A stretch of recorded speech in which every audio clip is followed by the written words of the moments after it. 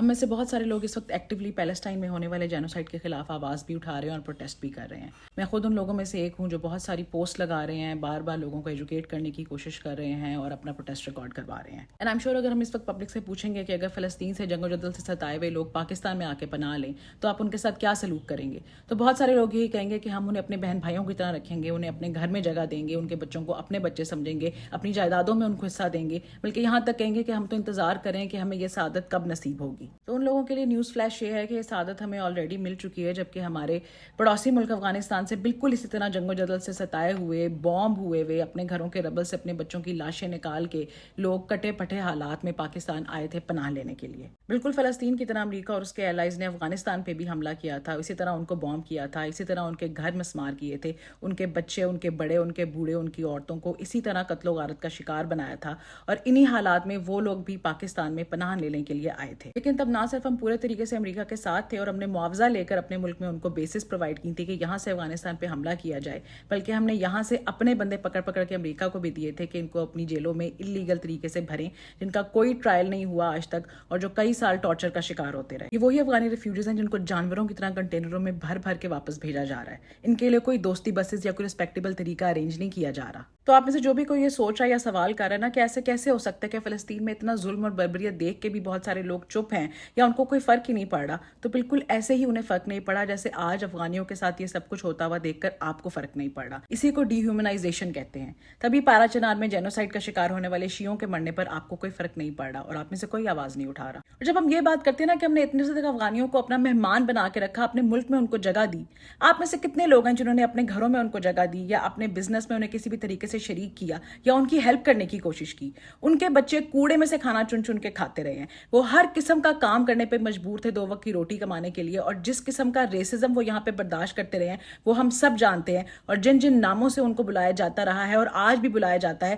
وہ بھی ہم میں سے کسی سے چھپا نہیں ہوا. ہم اسلامی تاریخ سے انصار اور مہاجرین کی مثالیں تو بہت ساری دیتے ہیں اور یہ کہتے ہیں کہ ہم تو بحیثیت مسلمان, ہماری تو تاریخ گواہ ہے کہ ہم کتنے مہمان نواز ہیں, ہم کس طرح لوگوں کے ساتھ جو ہے وہ سلوک کرتے ہیں. لیکن آپ مجھے اپنے ایمان سے اپنے دل پہ ہاتھ رکھ کے بتائیے کہ افغانیوں کے ساتھ اس ملک میں آج تک کیا سلوک ہوتا رہا ہے, اور آج بھی آپ ان کو نمک حرام کہتے ہیں, جبکہ فار یور کائنڈ انفارمیشن جب بھی کوئی ملک ریفیوجیز کو ایکسیپٹ کرتا ہے تو اس کو بہت ساری فورن ایڈ ملتی ہے. یہ سب کچھ آپ مفت میں نہیں کرتے رہے, آپ کو باقاعدہ اس کے پیسے ملتے رہے ہیں. بالکل اسی طرح جیسے افغانستان کے خلاف اپنے ملک میں اپنی بیسز استعمال کرنے دینے پر اور یہاں سے بندے پکڑ پکڑ کے امریکہ کے حوالے کرنے پہ آپ کو پیسے ملتے رہے ہیں. جو لوگ یہ ایکسکیوز لے کے آتے ہیں کہ افغان ریفیوجیز ہماری اکانومی کے اوپر بوجھ ہیں, کوائٹ دا کانٹری, ان کے یہاں پہ آنے سے ہماری اکانومی کو کافی سارا باہر سے پیسہ مل رہا تھا. اور مجھے یہ سمجھ نہیں آتی کہ ایک بندہ جو محنت مزدوری کر کے 2 وقت کی روٹی کما رہا ہے وہ ہماری اکانومی کے اوپر بوجھ ہے, اور جو ویلے مشٹنڈے اتنے سارے نوجوان ہمارے یہاں پہ پھر رہے ہیں اور ہمارے وہ انڈسٹریلسٹ جو کہ کروڑوں روپے کی بجلی اور گیس چوری کرتے ہیں اور ٹیکس کھاتے ہیں, وہ ہماری اکانومی کے اوپر بوجھ نہیں ہے.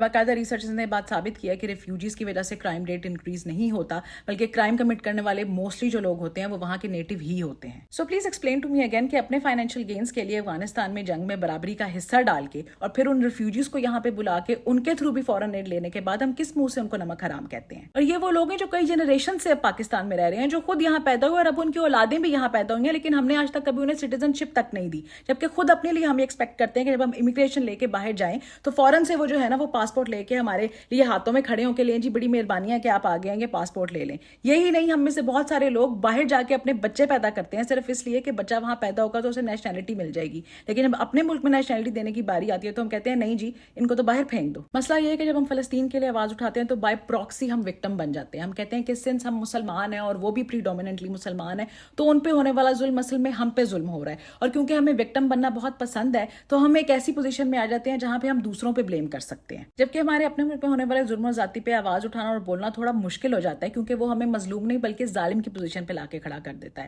اور ہم کونے میں بیٹھ کے رونے کو زیادہ پریفر کرتے ہیں اور دنیا کو یہ دکھانے پہ کہ دیکھو یار ہم پہ کتنا ظلم ہو رہا ہے, جبکہ جب ہم خود ظالم کی پوزیشن پہ ہوتے ہیں تو اس کو روکنا, اس کے خلاف آواز اٹھانا, اس کے خلاف پروٹیسٹ کرنا ہمارے لیے بہت مشکل ہو جاتا ہے, کیونکہ اٹس انکمفرٹیبل. اس لیے ہم مظلوم کو ہی بلیم کرنے کے اوپر ریزورٹ کرتے ہیں, جیسا کہ بہت سارے لوگ فلسطینیوں کے کیس میں کر رہے ہیں کہ یہ they brought it upon them selves. جب ہمیں اتنا غصہ یہ بات سن کے آتا ہے کہ نہیں ان کے ساتھ ظلم ہو رہا ہے تو یہی ہم اپنے ملک میں ہونے والے ظلم کے اوپر اپلائی کیوں نہیں کرتے. پلیز اس کے بارے میں ضرور سوچیے گا کہ اس کے پیچھے کیا آپ کا ریسزم ہے یا آپ کی بگٹری ہے یا آپ کی ڈسکریمنیشن ہے یا بہت عرصے کا وہ پروپیگنڈا اور وہ ہیٹ ہے جو آپ کے اندر انسٹل کیا گیا ہے جان بوجھ کے. تو پلیز جب آپ فلسطینیوں کے لیے آواز اٹھائیں, اور ضرور اٹھائیں, تب اپنے گھر میں ہونے والے ظلم کے خلاف بھی آواز ضرور اٹھائیے گا. ورنہ یہ سوال آپ سے بھی کیا جائے گا کہ جب آپ کے گھر میں یہ سب ظلم ہو رہا تھا تو اس وقت آپ کیا کر رہے تھے. شکریہ.